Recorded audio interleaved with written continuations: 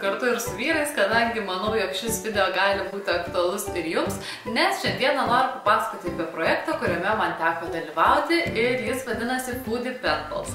Tai yra tokia kaip ir žmonių bendruomenė, kuri užsiregistruoja iki mėnesio 4 arba 5 dienos, bijau sumeluoti, išsiunčia tiesiog e-mailą, kaip man atrodo, bijau sumeluoti, ir po to jums tiesiog atsiunčia kontaktus, kam jūs turite išsiųsti dovanėlę, maisto dovanėlę už 10 eurų.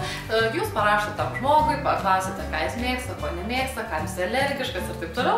Ir tiesiog iki mėnesio 20 dienos jūs surenkate už 10 eurų visokiausių maisto produktų. Tai gali būti produktai, kurie, pavyzdžiui, atstovauja mūsų šalį, ir išsiųsti paštu. Geriausia iš tikrųjų būtų užregistruoti, net ir rekomenduojama užregistruoti, kad tiesiog siunta nepasimestų ir žmogus galėtų sekti, kur jo siunta yra. Šis mėnuo buvo man pirmas ir viskas buvo iš tikrųjų labai įdomu. Ir aš gavau moterį, kuriai turėjau išsiųsti iš Olandijos, tai ją iš tikrųjų pririnkau visokiausių lietuviškų gėrybių, kaip pavyzdžiui mūsų visų mėgiamas džiugo sūris, veri guminukų ir taip toliau. Nu, žodžiu, didžiausia dėžė, tai iš tikrųjų už 10 eurų tai labai daug dalykų išeina. O man teko mergaitė, kuri turėjo man atsiųsti, kuri gyvena Lietuvoje, vardu Urtė, ir jai buvo iš tikrųjų sunkesnė užduotis, nes ji manęs klauso, ką aš norėčiau gauti, kas man skanu, kas ne, ir taip toliau. Aš tiesiog jas paprašiau man surasti kažką tokio, ko aš dar būčiau neragavus, ko mes visi paprastai nerastume Maksimui ir dar kažkokioje didesnėje parduotuvėje. Ir šiandien atsiėmiau savo siuntą ir nieko nepakavau, labai įdomu, ką aš gavau. Tik taip paprastai pasakysiu, truputėlį kartėlis buvo dėl 2 dalykų. Pirmas dalykas dėl to, jog šiame projekte pradedama dalyvauti, kodėl aš būtent užsinorėjau, dėl to, jog galvojau, gausiu kažkokių maistų, kažkokių skanėstų iš užsienio, nes tikrai labai įdomu paragauti, kas ten tokio, kas ypatingo, kas galbūt yra pas jos tradiciška. Ir kai aš sužinojau, kad man lietuvė siunčia, tai taip, ta prasme, man buvo truputėlį liūdna, nes kitas aspektas yra tas, jog jūs ne tik išleidžia 10 eurų ant maisto, ta prasme, pirkinių, ar galite kažką patys netgi padaryti uogienę, ar nežinau, kažkokių sausainių. Čia, ta prasme, jūsų pasirinkimas ir kaip jūsų ten tas Foodie Penpal norėtų, ką norėtų gauti. O ką aš norėjau pasakyti? Tai va, ir esmė tame, kad kai sumoki 10 eurų už maistą, dar tu turi mokėti už siuntimą. Ir kai aš siunčiau į Olandiją, plius mano šitas siuntinys svėrė 2 kilogramus, buvo iš tikrųjų nemaža dėžė, registruotas taip toliau, tai mano suma atsiėjo netgi brangiau nei mano visos išlaidos ant maisto. Aš sumokėjau, man atrodo, 10 eurų, nu kokie 75 centai. Ir jeigu tu siunti savo šalyje, kaip pavyzdžiui siuntė Urtė, atsiprašau Urtė, man, tai ją iš tikrųjų siunta, aš nebejoju, pigiau atsiėjo ir visas tas projekte dalyvavimas vietoj man 20 eurų, aš manau, jį galėjo ateiti iki maksimum 15. Iš tikrųjų, jeigu jūs norite dalyvauti, tai jūs tikrai pagalvokit finansiškai, ar apsimoka, ar norisi, ar galit, nes mano vyras tai iš tikrųjų pyko dėl viso šito, kad mes tiek pinigų išleidom. Gerai. Ir antras dalykas, dėl ko truputėlį toks lengvas kartėlis buvo, dėl to, jog mano dėžė buvo tokia, wow, tokia didelė ir aš ten visko pripakavau, taip toliau. Ir taip, kai aš šiandien atsiėmiau iš pašto tokią dėžutę, taip galvoju, tai tik tiek, ta prasme, aš jau pradėjau žiūrinėti, ar čia tikrai nuo tos mergaitės, kuri man turi atsiųsti, tik, nu gerai. Ta prasme, nevertinkim visko iš pat pradžių, pradėkim pakuoti ir žiūrėkim, ką Urtė man surado. Taip, ir net visai nedaug, nemažai tiksliau. Štai taip viskas supakuota, aš tikiuosi jūs visi gerai matot. Ir turiu atvirutę, ir ant jos skambučio yra pavaizduota mūsų We Love Lithuania, toks kaip ir populiarus Facebook'e grupėje, kur fotografuoja. Ir aš dabar greitai permetu, galiu perskaityti iš tikrųjų Mes nelabai daug ir kalbėjome, tai kažkokių asmeniškumų tikrai čia neturėtų būti. Ir Patricija, tikiuosi, nelabai aplūžo dalykai ir tikiuosi, kad patiks. Lazdelės ir paplotėliai kepti kovo 20, šiandien yra kovo 24 diena, tad ilgokai ir galios. Labai mėgstu žalios arbatos saldainius, tikiuosi patiks ir tau. Įdomiausias dalykas, bent jau man, tie milteliai IKEA maišelį. Tai turkiška tarhana, jeigu aš teisingai perskaičiau, miltų ir džiovintų daržovių milteliai sriuboms ir padažams. Tiesiog gerai išmaišyti vandenyje ir gardinti sriubas. Nuo jų vanduo pasidaro neskaidrus, paimkim, ir turi rūgštoką prieskonį. Tai tiek, linkėjimai iš Vilniaus ir linkiu pavasario kuo greičiau. Urtė. Šiaip tikrai labai miela, viskas gražu ir Dieve iš Vilniaus, aš labai pasiilgau Vilniaus. Ir čia tie milteliai, kaip jinai yra prašę, iš tikrųjų tokie, pauostykit, dar užpakuota. Kvapas tai toks įdomus iš tikrųjų. Truputėlį lyg ir kažkokie sūrio prieskoniai jaučiasi, aš nežinau, iš tikrųjų išbandysim, tikrai bus proga galų gale sriubą išsivirti. Tada turime juodąją arbatą Rudolfo nosis. Tokia graži ir žinau, iš kur pirko, tai labai fainai ir triufelių kremo skonio. Bus tikrai labai įdomu ir pauostykime, kaip jinai kvepia. O Jėzu, kaip skaniai. Ir daug visokių mažučių gabaliukų. Taip, žiauriai skaniai kvepia.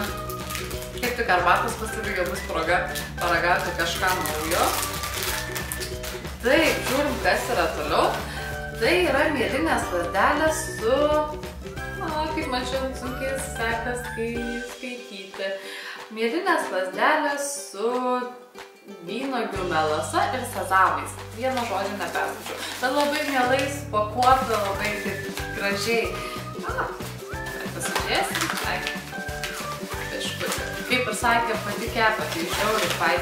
Labai, viskas vyra. Man labai patinka viskas, kas yra rankų darbo, namų gamybos, tai...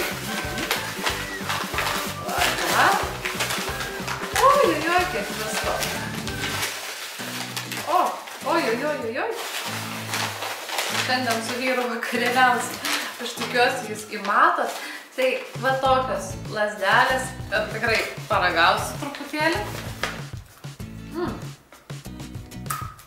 Pietoka.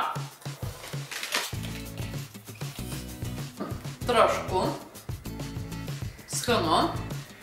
Ir manau, jeigu pasidarys dar kokio padažiuko, į kurį būtų galima pamirkyti, iš tikrųjų net truputėlį saldokos tokios. Man patinka. Tikrai skanu. Tada turim toliau žalios arbatos saldainiai. Žiauriai įdomiai skamba. Nes aš tikrai labai mėgstu ir kai siunčiau dovanėlės per kalėdas, merginams irgi pripirkau žalios arbatos saldainių, tiksliau balto šokolado su žalia arbata, tai Dieve, kaip aš pati nenorėjau siųsti ir suvalgyti, tai šitas atrodo irgi labai įdomiai. Šitai. Aš viską paragausiu, iš tikrųjų, beveik pietų nevalgiu. Jie kaip guminukai. Vienas neįpakuotas iš karto ir ištraukiu. Paveiksiu. Gerai, baigiau valgyti saldainius ir ištraukiau dalykėlį, kuris yra nesupakuotas. Tai yra pieninis šokoladas su druskos kristalais. Žiauriai įdomu. Ir apskritai aš mėgstu viskas, kas kontrastuoja, tai tikrai neblogas pasirinkimas.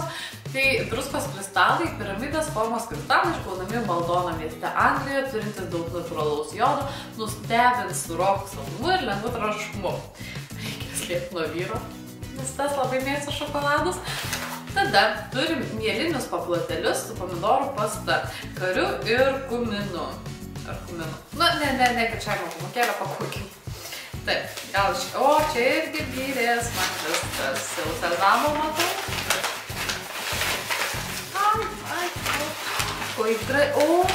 Čia kaip mažas picukės atrodo, aš ištrauksiu vieną. Toksai vat.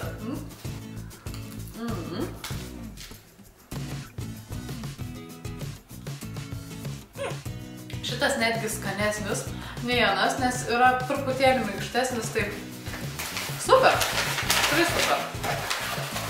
Ir paskutinis dalykėlis tai yra svarainiai šokolade. Žiūrim. Irgi, pabiri visi. Štai tokių šokoladų, ištraukti vieną, tokių vat mažų šokoladų formos.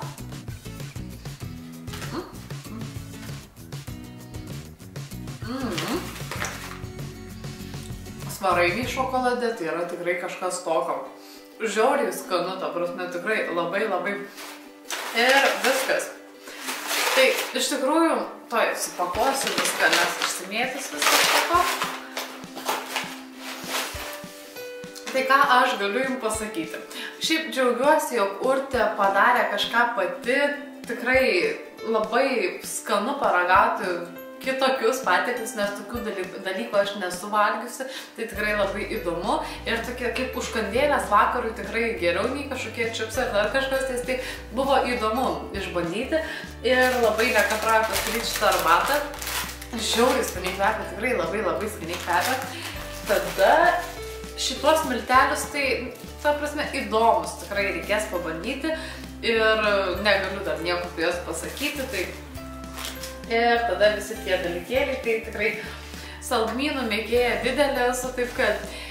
O šiaip ką, mano patarimas būtų ar dalyvauti ar ne, tai aš nežinau.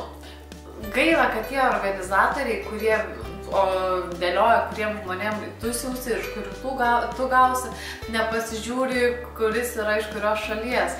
Tai labai norėčiau pabandyti kažkokio gal angliškų saldėsių ar kažkokių tais daniškų sausainių ar kažko tokio. Nes šitie dalykai iš tikrųjų šiaip tikrai mergina gerai atrinko, viskas yra gerai, tačiau norėtųsi truputėlį pakeliauti ir po kitas šalis, nes kai pats pinigų daug išleidė, tai norėtųsi ir kad kažkaip jie sugrįžtų, ta prasme, kitų pavydalų, užsienietiškų ir taip toliau. O šiaip tai tikrai viskas labai gerai patiko, tačiau kitą kartą dalyvausiu tikrai tada, kai bus daugiau pinigėlių, nes 20 eurų išleisti perkant katę maišė iš tikrųjų, 10 eurų tam nežinai, ką tu gausi iš maisto ir 10 eurų ant siuntimo, tai yra iš tikrųjų labai nemaži pinigai. Tačiau buvo kažkas įdomesnio ir, ta prasme, maistas visada mums turėtų patikti.